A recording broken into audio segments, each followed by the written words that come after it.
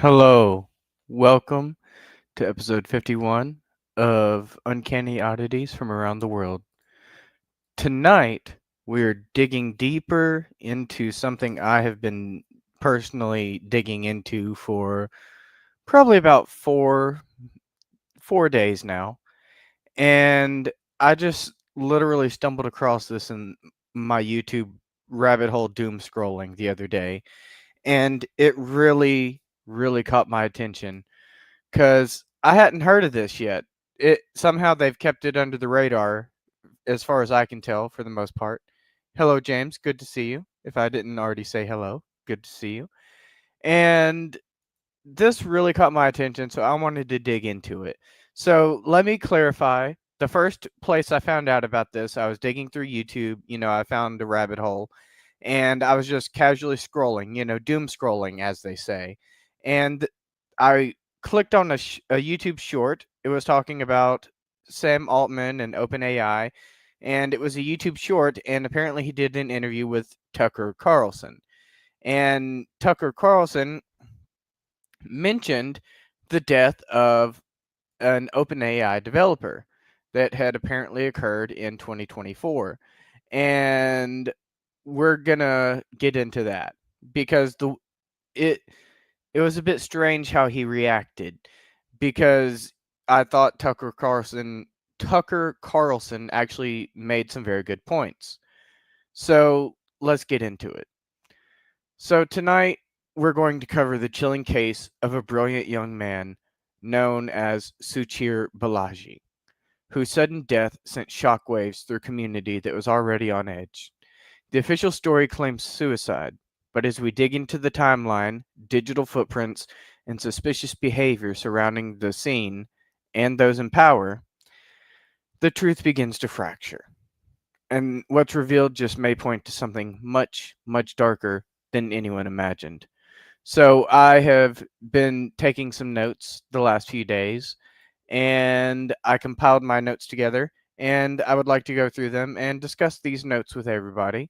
And if anyone's out there is interested in this and wants to, give their opinions as well, then go ahead and send us an email over at thisuncanny@gmail.com and let us know what you think about this.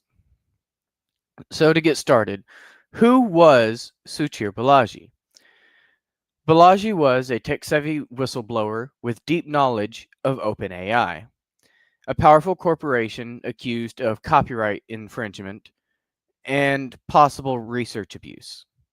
And what I'm saying by research abuse is Suchir Balaji back in 2023 openly blew the whistle on OpenAI and accused them of copyright infringement as well as using individuals' private data in their training, which I think a lot of us already knew was happening, but he actually had evidence. It wasn't just a conspiracy theory for him. He had actual evidence of this happening. So, he was positioned as a custodian witness in an upcoming lawsuit against OpenAI in a copyright infringement case. And what's really strange is the timing of all this, because he was positioned as a custodian witness, which, if you are unaware, a custodian witness is the type of witness that has files that can prove their claims.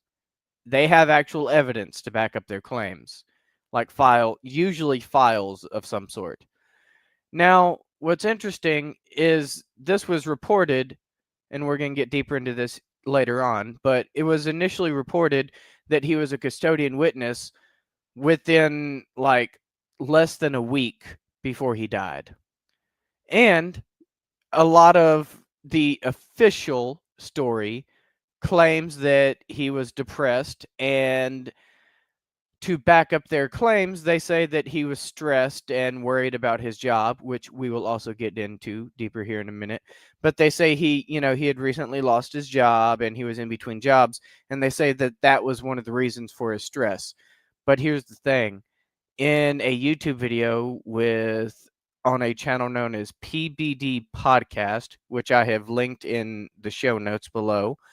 Um, his mother revealed that he actually received a job offer between $850,000 and $2 million a year in September of 2024, contradicting these claims that he was stressed or depressed due to unemployment. I mean, I don't know about you personally, but if I had an opportunity to make a minimum of $850,000 a year up to $2 million a year, I don't think I would be feeling very stressed out about money. And to take it even deeper, Suchir Balaji, Mr. Balaji, was also planning to his own startup company, and he wanted to open up his own company with AI. So the man had plans. He had plans for his future. He had plans to go to an exhibit of some sort with his father in the next couple of weeks.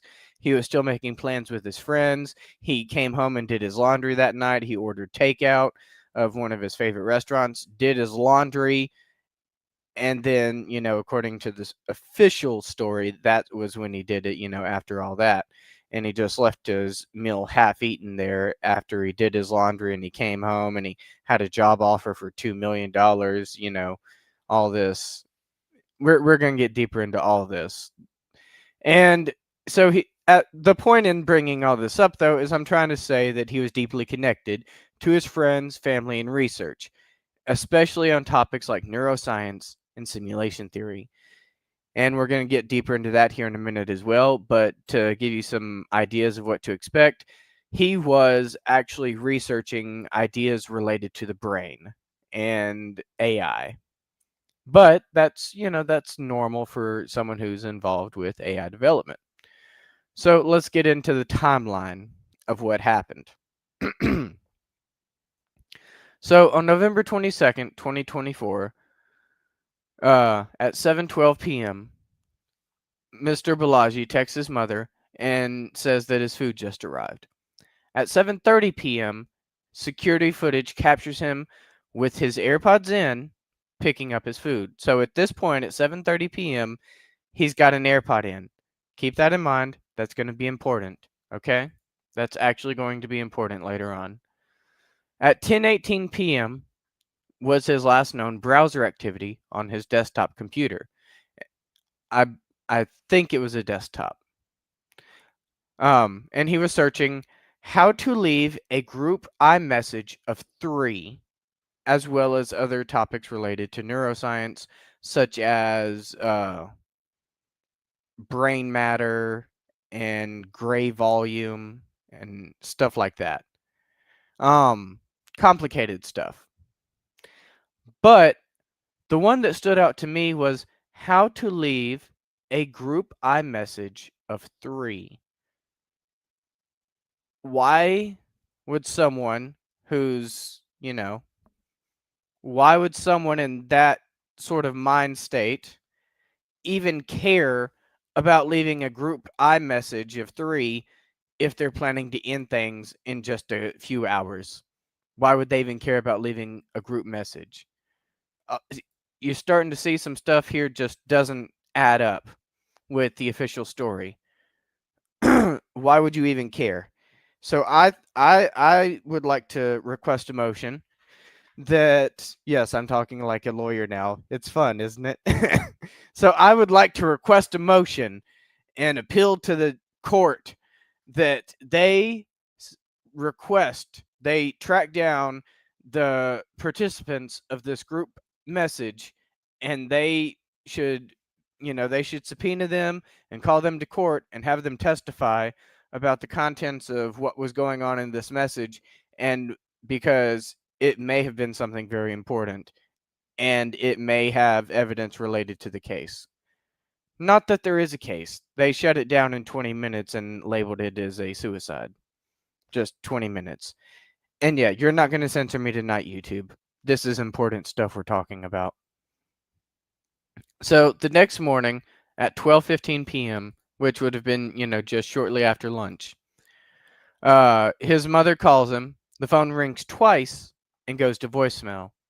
She assumes he's just busy on the phone with someone else because the very fact that it rings twice and then goes to voicemail indicates that someone intentionally disconnected the call manually. The phone wasn't dead and they didn't just ignore it. Someone intentionally disconnected the call at 12:15 p.m. the next day. Okay?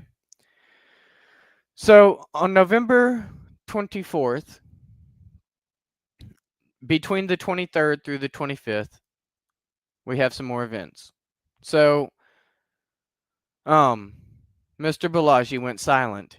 He didn't return the phone calls to his mother, and she even tried to email him later that night, and she said that he would always reply to his emails. And this was the night of the 23rd, the day after, he'd eaten his food or whatever, supposedly.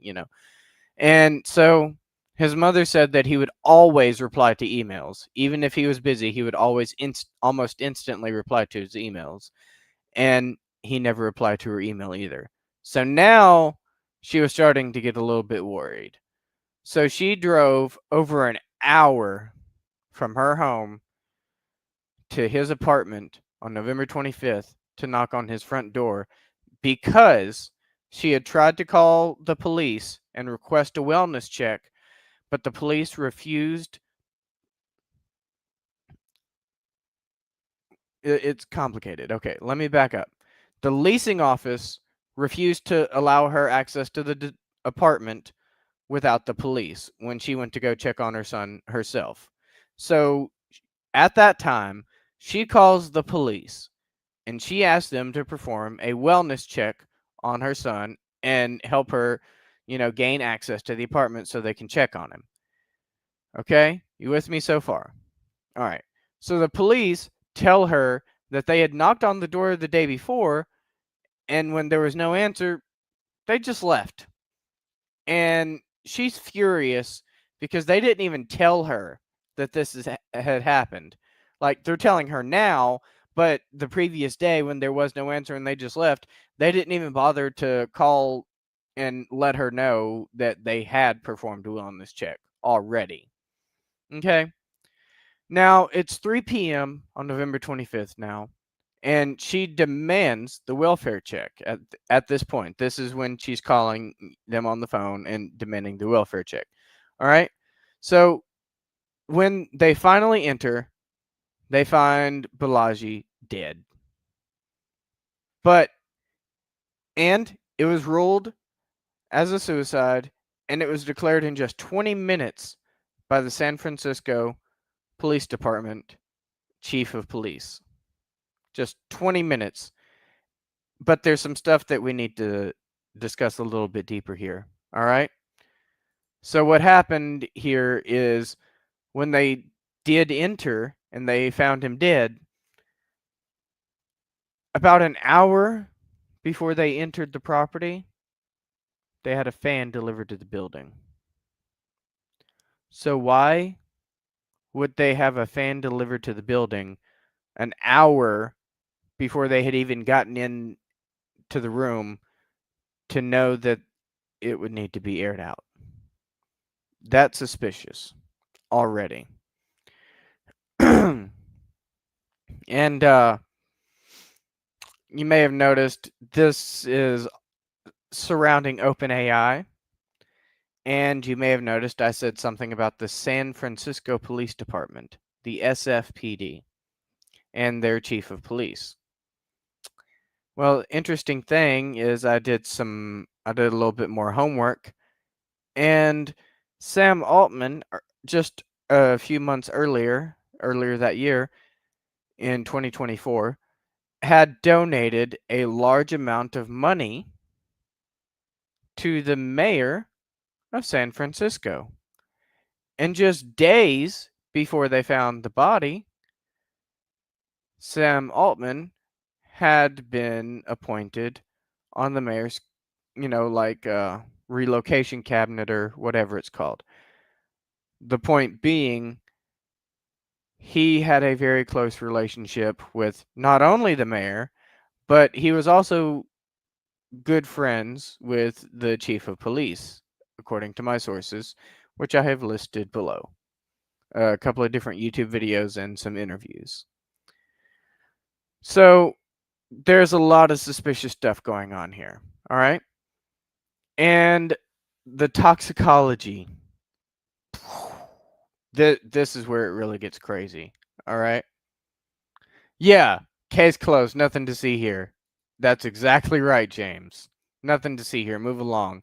Whenever they start trying to close a case really, really quickly like that, you know you should look deeper into it. There's something going on.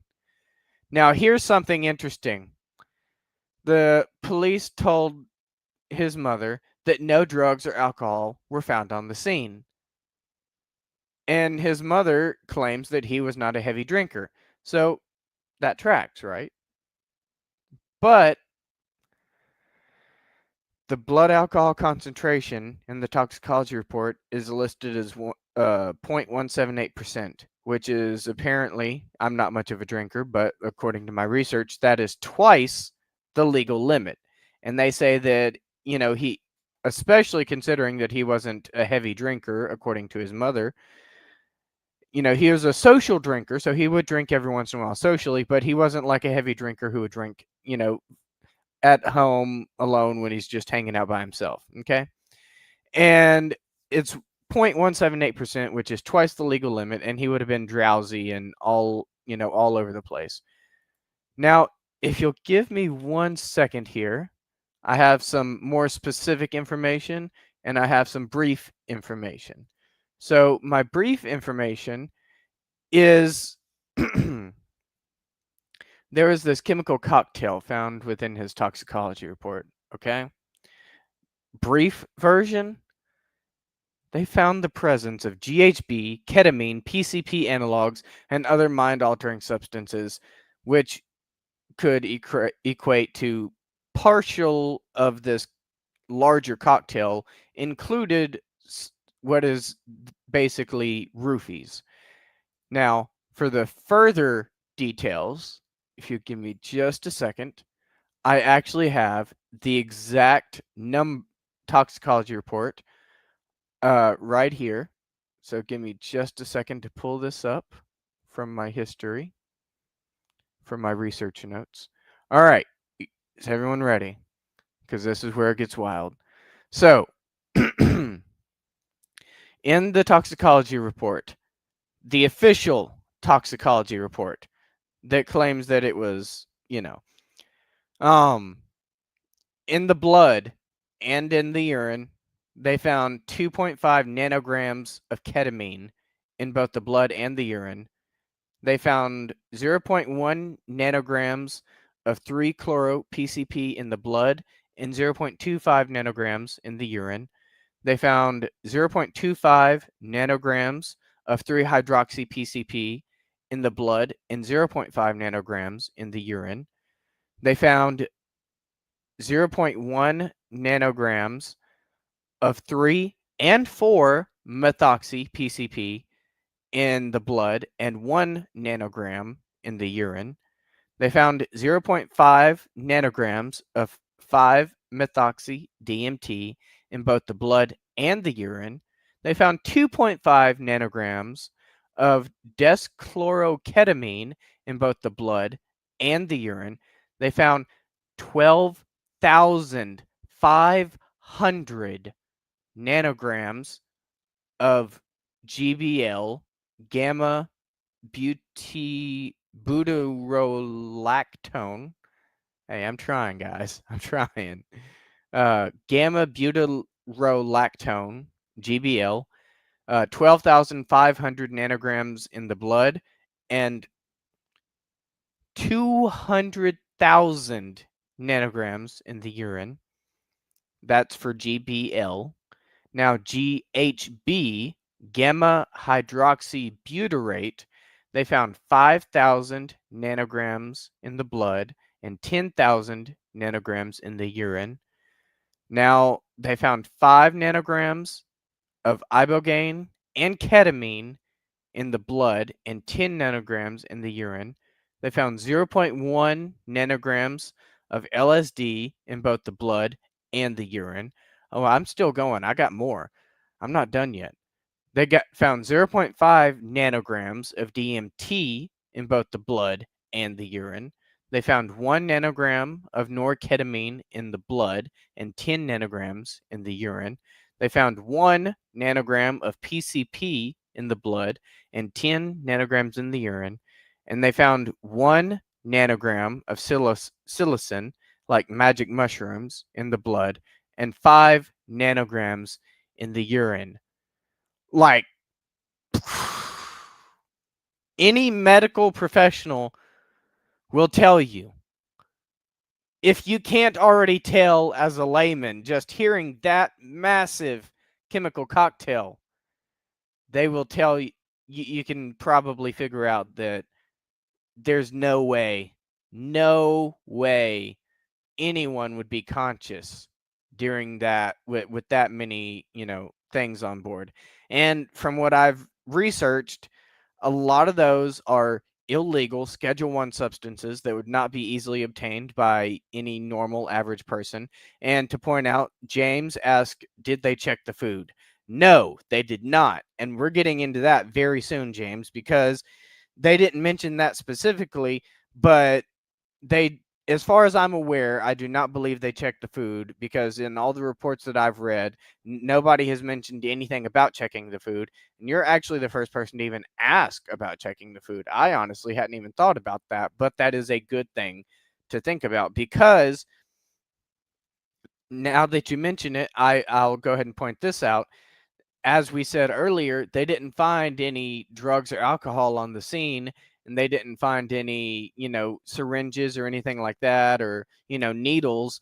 But from my understanding, some of those drugs have to be administered intravenously. Not to mention, as I said, that they're, a lot of them are illegal Schedule 1 substances, which, we know things.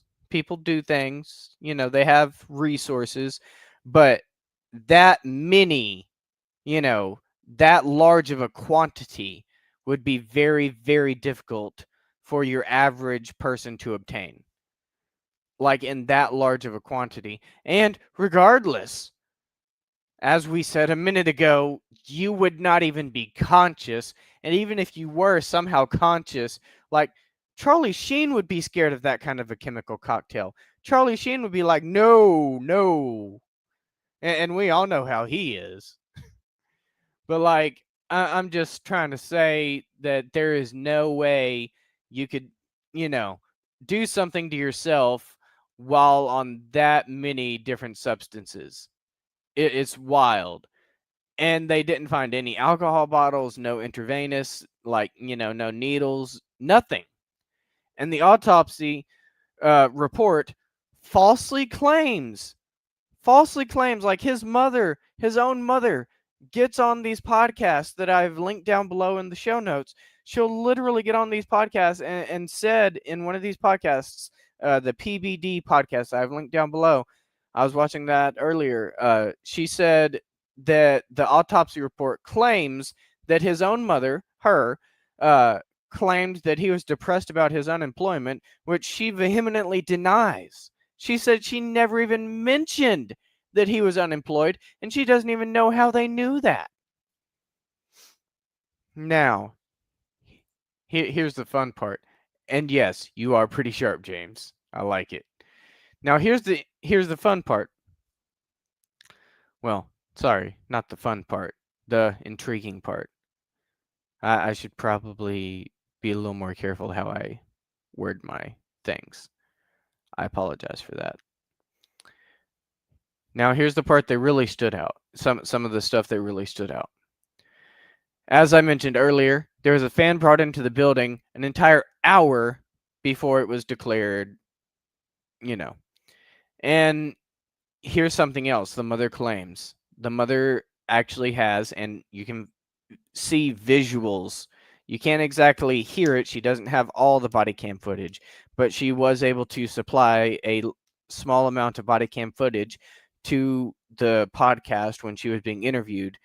And she claims that the body cam not the body cam footage she shows, but other body cam footage, she claims that she overheard the officers saying, "This looks like a homicide," while she was there.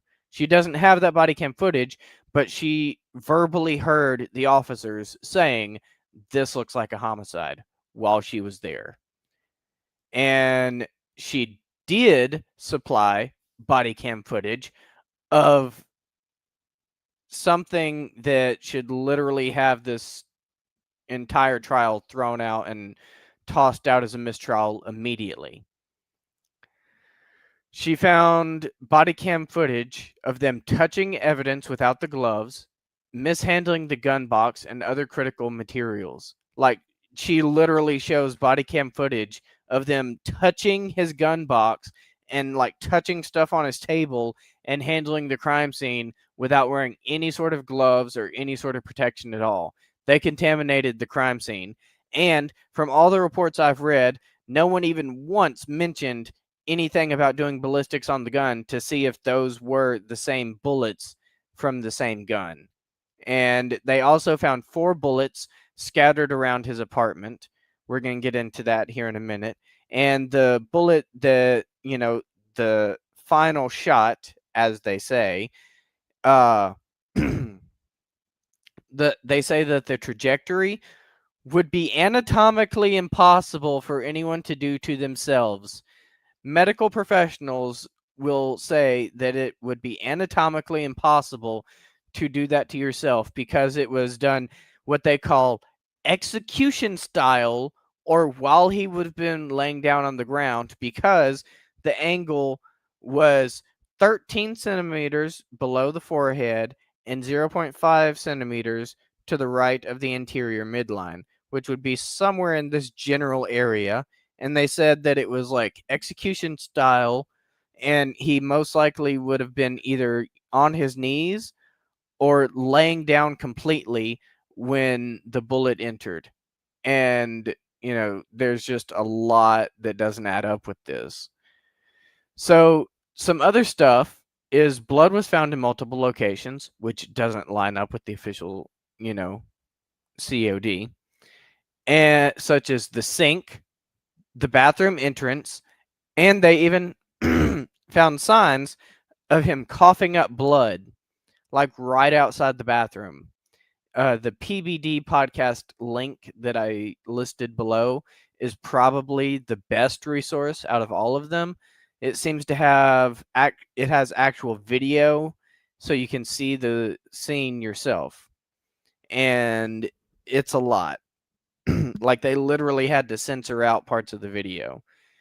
And another thing is, one of the doctors, the mother, actually got a third-party autopsy done, and they found blunt force trauma to the right side of his head.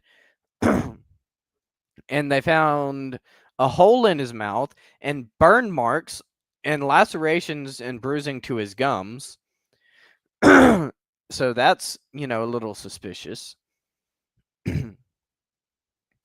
And back to the blood spatter, they say that it likely took him 15 to 30 minutes to bleed out, and they believe, and the second, the third party autopsy that the mother had done, that doctor believes that he may potentially, according to the, blood stains on the ground, there's a possibility that he may likely have crawled across the bathroom because there's blood on both sides of the bathroom, which is also strange because there's no single spatter zone indicating a point-blank gunshot.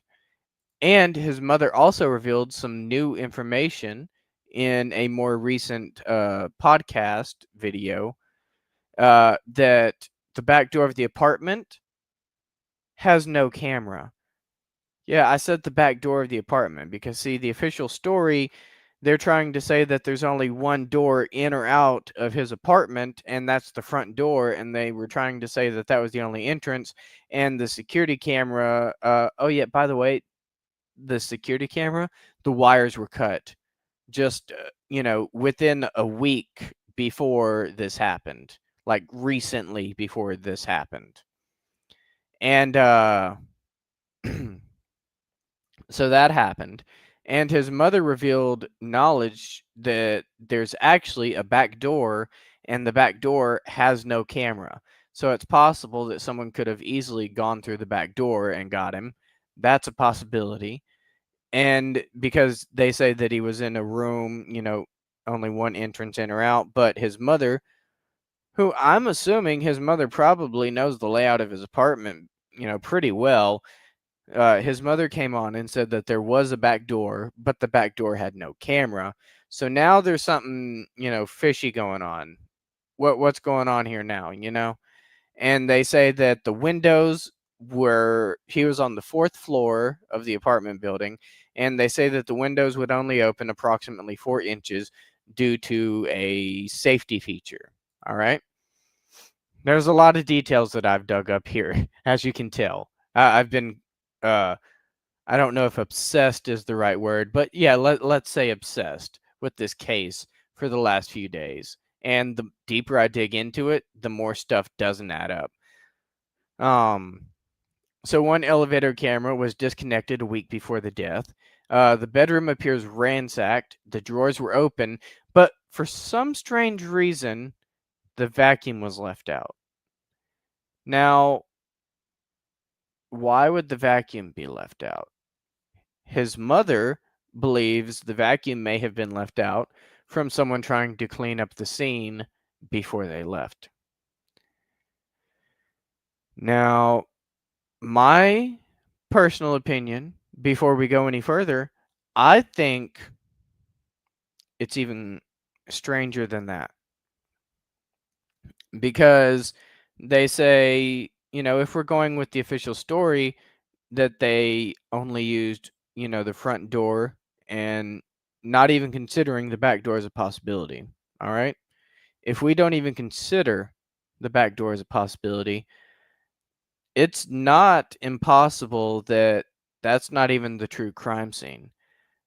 The crime could have actually taken place somewhere else, and while the cameras were down, they brought the body back to the home, used the key that they clearly had because they had, I'm trying not to be too awfully graphic with this. But yeah, and there's also the possibility that the crime took place somewhere else and they brought the body back to the apartment and used the key, which they had taken off the body, and unlocked the door and staged the scene from inside. And then everyone would be like, oh, but if it was done by a professional, why would they leave the scene in such a mess and such a disorganized, chaotic mess? Because they made it look like they were looking for something. It, like we said, it appeared as if it had been ransacked. But what if a professional had done that intentionally, leaving it looking like a chaotic mess or ransacked? So that way, if anyone did start to question things and question whether or not it was actually then maybe they wouldn't even consider the possibility of a professional because it was such a chaotic mess. And maybe that's the professional's way of deflecting the possibility of people thinking it even could have been a professional. Yeah, get your tinfoil hats on for that one, people. But yeah, I have some very strange thoughts about this. There's something strange going on here. Regardless of what it is, I 100% do not believe the official story, and I 100% believe that he was murdered. There are far too many coincidences and far too many things that don't add up. And I've got more. So there were also security failures. The leasing office refuses to release the key fob entry data. That's suspicious because the mother also had a theory that the police refused to even investigate, that it's possible that someone could have easily gotten the maintenance to let them into the apartment, stuff like that. And there's possibility of cloning the keys. They could have cloned the keys. And here's the thing. One of their pieces of uh yeah, that's good, James. I like that. James says he doesn't believe hardly anything at this date and time. I 100% agree with that. There's nothing true anymore. It's like Assassin's Creed. Nothing is true. Everything is permitted. Nah, but really though, there's a lot of lying going on right now, and I don't like it. I don't like lies. I am all about the truth. And that's why I'm digging into this, because I want to find out the truth. I want to find out what happened here, because I do not believe the official story for a minute. And I want to find out what happened. And yeah. So there is a possibility of clone keys or that. But here's something interesting that stood out to me as well. They tried to say that because, Suchir, Mr. Balaji, had purchased a gun earlier that year, they tried to use that as evidence of his, tendencies, his ideation, as it were. And okay, here's my thing though. He purchased the gun in January. This event happened, they found the body on November 26, 2024, a few days after the whole event with his mother, where he had texted her, gotten home, they talked about going to an art exhibit or something, whatever. All that stuff. And he had purchased the gun in January. This was November. Why would he wait like 10 or 11 months? Why would he wait almost a year if it was his intent the whole time? So I'm going to actually flip this on its head. Okay, let's take this and let's flip it. All right. And I'm going to suggest that he didn't get the gun because of his, ideation, as it were. I suggest he got the gun because he was a whistleblower and he feared for his life. I'm going to say that I think he got the gun because he was afraid. Oh, and here's something else about the night that this all went down. Keep in mind, it's important to know that Mr. Balaji did not own a silencer for this gun, nor was a silencer found on the scene of the crime. And the reason I mention that and bring up, a silencer, why would it matter if, well, the reason it matters is because they, they asked, and the neighbors, none of the neighbors never, none of the neighbors ever heard a gunshot, which would indicate the use of a silencer. But if Balaji didn't own a silencer and no silencer was found on the scene of the crime, then what exactly happened? And as I think I stated earlier, it is my understanding, at least as far as what I've read in all the reports, I have yet to see any of these reports, say anything about anyone doing ballistics on the gun. And that's one thing I'm very, very curious about, is someone to do ballistics on the gun and see if the bullets that they found even match up with the rifling on the gun. And another thing, the autopsy report and all the other reports, nobody ever mentioned the actual fatal bullet. Like, where is it? The bullet is missing. As far as I can tell, they didn't say anything about recovering it during the autopsy. Like, yes, they showed the trajectory of it, but they never mentioned an exit wound. And and people are like, oh, well, maybe they got it out during the autopsy. Okay, well, if they did pull it out during the autopsy, why is there no mention of it in the official reports? Why? Or if you find something that I didn't find, please let me know, because I'm trying to get to the bottom of this. I'm trying to figure out what happened. I'm genuinely interested, and I genuinely want to know what happened. This is my true crime segment. Okay, I'm going through my true crime era, I guess, because this one really, really stood out to me. And, I would argue that, there's just so much going on with this. So the next thing is, you've heard about the New York Times, right? Well, it was less than a week before this all went down that the New York Times reported that he was going to be a custodian witness with access to the files. Oh, and back to the silencer real quick. uh, I don't know how far down this rabbit hole I should take you, but I did do some research on the silencers, and I don't want to give, too much information to the wrong people because I'm starting to learn levels of information that, well, sometimes I'm starting to understand how knowledge could be incredibly dangerous and harmful in the wrong hands. So I'm going to be vague about this and just say that if you will take me at my word, you can do your research if you want to on your own, but I'm not going to tell you exactly how to do it. So if you will just take me at my word for now, there are ways, very easy ways, to make homemade silencers very quickly and very easily at the scene of the crime. And I'm just going to leave it at that. All right, so continuing on past that. So the New York Times, as we said, reported that he was a custodian witness less than a week before this all happened. And his mother believes that that article may have triggered retaliation because it all went down so fast after the article released. And she has specifically requested FBI involvement. What do you think happened with that? Yeah, exactly. No federal agency has bothered to contact her to this day.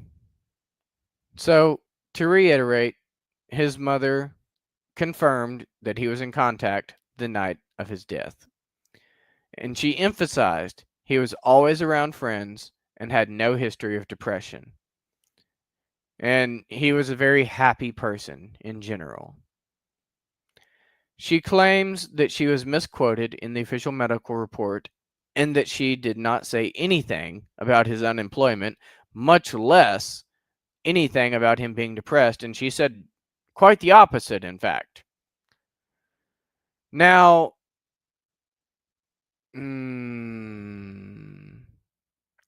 I have some more information right here. Literally like one or two sentences of information, but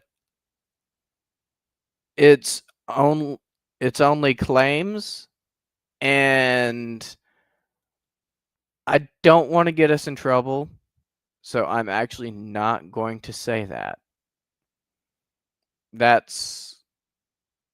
And it's just kind of really dark, and I don't want to repeat it because it's that, like, it's really that messed up. I just don't feel comfortable repeating those details on a show that is intended to be generally safe for work.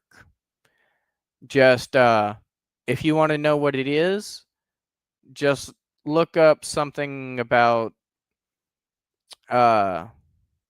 someone's sister. I'll be vague.